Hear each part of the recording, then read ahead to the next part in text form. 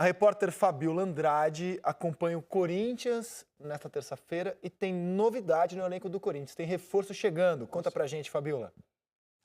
Olá, Rizek, boa tarde para você. Foi apresentado hoje aqui no Corinthians o 10º reforço para essa temporada da equipe de Fábio Carille, Júnior Urso, volante de 29 anos, que vem para uma posição que é bastante disputada já por aqui, né? Tem Ralf, tem Thiaguinho, tem Richard, mas ele disse aqui na entrevista coletiva que ele acha que ele tem uma característica que o Corinthians não tem, um jogador que o Corinthians não tem. Ele vem de trás para poder atacar. Ele pode ser um homem surpresa durante a partida. Esse é um grande diferencial dele, segundo o próprio Júnior Urso.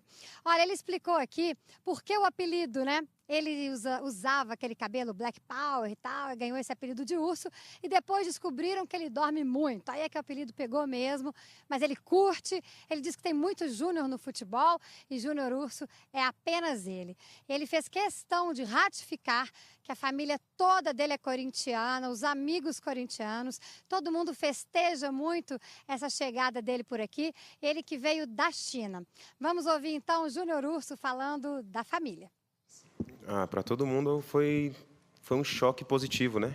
A gente sempre torceu pelo clube, não tem por que eu esconder isso, né? Desde o primeiro momento, algumas pessoas disseram que eu deveria me permanecer, de uma certa forma, profissional, esconder isso, mas acho que para mim é impossível. Eu lutei muito para que essa oportunidade chegasse. E a minha família toda é corintiana, e meus primos são corintianos, meus pais, meus tios, então a gente sempre morou no mesmo quintal, era mais de 15 pessoas, todos corintianos, então sempre que o Corinthians jogava era uma euforia. Imagino que todos estão muito felizes e agradecidos a Deus por isso. A nossa família tem essa identificação com o Corinthians, em torcer pelo Corinthians. O meu irmão tem uma tatuagem do Corinthians, então nossa família inteira é fanática, né, pelo clube. O volante fez a última partida oficial em novembro, né, lá na China. Depois fez toda a pré-temporada por lá. Chegou ao Brasil na quinta-feira. Na sexta, ele disse que já começou a treinar e se encontra pronto, sim. Diz que é uma questão rápida de adaptação. Ele acha que já pode atuar pelo Corinthians assim que o técnico Fábio Carille quiser. Vamos ver, então, o que disse Júnior Urso sobre o jogador, o atleta que vai se encaixar aqui no Corinthians. Minha última partida oficial foi o ano passado, em novembro do ano passado. A nossa equipe jogou cerca de 30 e poucos jogos, que é assim que funciona lá na China. Então, minha última partida foi nesse período. Depois, eu voltei esse ano para lá, em janeiro, fiz a pré-temporada toda e cheguei aqui. Me encontro bem, ainda não o ideal, preciso melhorar ainda. Só que, a respeito do meu encaixe no time, eu penso que vai funcionar bem. Eu sou um tipo de volante que rompe essas linhas, né? Eu acho que todo clube eu acho que precisa de um jogador que faça isso para ajudar tanto ofensivamente quanto defensiva. Então, eu acho que vai cair bem no clube. Eu assisti os jogos do Corinthians, esses últimos jogos, e vi que, de repente, falta algo assim, uma pessoa chegar de surpresa ali. E creio que vai se adequar bem ao que a equipe precisa. O jogador já está recebendo muitas mensagens pedindo camisas do Corinthians, mas ele disse, claro, que a primeira camisa dele vai para o papai, porque é por causa do pai dele que ele virou corintiano. Bom, o Corinthians tem um jogo nesta quinta-feira, estreia na Copa do Brasil em Londrina contra o Ferroviário do Ceará. O Ferroviário vendeu o mando de campo, né? E o Corinthians, sempre que vai a Londrina, é uma festa muito grande. Então a equipe espera ter de novo esse apoio por lá, no Paraná. No treino de hoje aqui, Fábio Carille fez uma mudança só em relação à equipe que jogou o clássico contra o Palmeiras. Wagner Love entrou no lugar de Vital. E deve ser esse o time, provavelmente, amanhã tem treino aqui ainda, mas esse deve ser o time que estreia na Copa do Brasil. Ok, Rizek, bom trabalho para todo mundo aí. Valeu, Fabiola. Wagner Love, então, atuando pelo lado, como muita gente imaginou que aconteceria ao lado de um centroavante. Mas eu quero falar do Júnior Urso o seguinte... Não sei se pelo lado, hein? Hã? Não sei se pelo lado. Talvez atrás do centroavante. Pelo lado quis dizer, jogando com o centroavante. Jogando com o centroavante, né?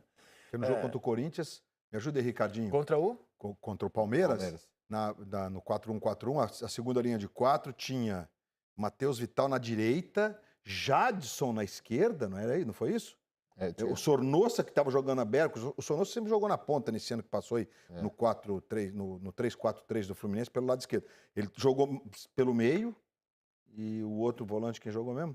Além do Ramiro? Ralf? Não. Hã? Ramiro, não. Ramiro Ramiro. pelo meio. A linha de 4 era Ramiro jogou no Vital, meio? Ramiro, Sornossa e Jadson. Então, quem que saiu, não foi no lugar do Vital, o Love ele pode devolver o Sornossa para beirada ou o Ramiro para beirada e botar o Love atrás do centroavante. Por suposição. Que dizer aberto, sim, vai jogar com o centroavante, com ele se movimentando mais. Acho difícil ele fazer 4-4-2, né? Sim. Acho que mais dois atacantes mais da lado, acho mais difícil. Mas eu queria falar dos volantes, cara, porque se a gente for olhar de 2008 para cá, né, a reestruturação do Corinthians pós-rebaixamento, que começa com o Mano Menezes para cá, eu acho que o Corinthians acerta muito nas duplas de volante que ele teve, né? Ele teve, na minha opinião, pelo menos, duplas de volantes muito consistentes ao longo dos anos. O Christian e o Elias, o Ralf e o Elias. Ele teve o Ralf e o Paulinho, que é uma dupla campeã da Libertadores, campeã do mundo, campeã brasileira. Para mim foi a melhor. Para mim também. Essa dupla, eles se completavam, né? E o Paulinho foi trazido pelo Mano, do Bragantino, por exemplo. Foi um grande achado à época. E tecnicamente, Depois veio os Elias dois de melhor volta. da vida dele. Né? E muitos desses aqui foram grandes achados. O Maicon, um achado da base, que acho que até demorou para o Corinthians aproveitar o talento do Maicon e hoje está no Shakhtar. O Gabriel é um jogador mais normal, na minha opinião, e veio do Botafogo. Maicon e Ralf foram a dupla de volantes campeões paulistas no ano passado. Tinha também o René Júnior no elenco e tal. Teve também o Jusilei, que não estava nessa lista, que fez uma dupla com o Elias, num campeonato brasileiro bom, até do Corinthians. É uma posição na qual, na minha opinião, nos últimos 10 anos, ele acertou mais do que errou. Os volantes que o Corinthians tem hoje no seu elenco são o Richard, que ele traz do Fluminense, o Ramiro, que pode desempenhar várias funções, entre elas a de volante, o Gabriel, que é volante e volante, o Ralf, que é volante e volante, o Thiaguinho, que já estava no ano passado e vem tendo chance nesse ano, e o René Júnior, que tenta se recuperar de lesão. Estava muito bem no Corinthians até se machucar o René E o Júnior. Júnior Urso agora. E agora o Júnior Urso. 7. Deixa eu ver. Richard, 1, Ramiro 2, Gabriel 3, Ralf, Thiaguinho, René Júnior, 7 volantes. Pode tirar uns atacantes e botar uns volantes para jogar.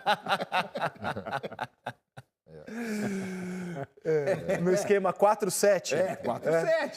4-7. Volante em abundância no Corinthians. Tá. Mas e a qualidade? É abundante também? Então, o Vanderlei Luxemburgo define, e o André Sanches, presidente do Corinthians, contratação boa que dá certo. Se foi caro ou não, não Mas de importa. características, vocês gostam dos volantes do Corinthians? Então, vou deixar pro Ricardinho aqui, ele tem uma visão bem boa sobre isso aqui. Eu já notaria assim. Rolou- Luiz Alberto rolou- não gosta. só Eu notaria assim. reparou. Luiz Só Alberto colocou- não gosta. Só colocou na cara do gol. Eu vou chutar essa bola, hein? Eu acho que é muito volante. Eu acho que a necessidade do Corinthians pelos lados hoje de um jogador mais decisivo, mais que goste mais do confronto é maior do que no meio-campo. Eu acho que ali o Corinthians tem jogadores que podem exercer essa função. Acho que desses que você citou, como Paulinho, Elias, principalmente, que faziam como segundo, o Corinthians não tem nesse elenco, com todos esses 5. O Sornossa não poderia jogar ali, não? Eu acho que ele poderia até jogar como meia, mas eu acho que defensivamente ele não participa. Não dá. Então ele não vai fazer. A não ser que vai jogar com um volante e 2 meias. Aí pode até ser um desses meias. Agora, como ali segundo, eu acho que não. O melhor Sornossa, na minha forma de ver, no Fluminense, foi quando o Fluminense jogava com 3 zagueiros, uma linha de 4 e uma linha de 3 com o Sornossa do lado esquerdo. E o Pedro de centroavante. Ele ocupava o espaço pelo meio, o time gravitava para o lado direito, ele vinha pelo meio, fazia o papel de meia e ocupava o lado esquerdo, que é o que ele começou jogando no Corinthians, só que o Corinthians não joga com 3 atrás, o Corinthians tem 2 linhas de 4. Pergunta do Sornossa, porque eu sinto falta de mais qualidade nesses jogadores, assim. Mas posso te fazer Com a uma bola, como o colocação? Elias tinha. Então, por mas exemplo. o problema, eu acho que, assim, eu vejo o Corinthians com esse problema, e quando eu cito um jogador de lado, assim... Tá falando de jogador? Agudo. Tipo, por exemplo, o Bruno, que foi o Flamengo contratou agora, entendeu? Um jogador de Everton. eu acho que ele potencializa os meias, entendeu? Eu acho que ele potencializa o trabalho do meia. Quando você fala que o Corinthians tem mesmo, mas ainda falta pouco de criatividade, eu acho que os jogadores do Corinthians, o meia, se você pegar o Sornosa, tem criatividade, o Jadson tem criatividade. O problema é que quando você não tem essa característica, você não completa o jogador que pensa.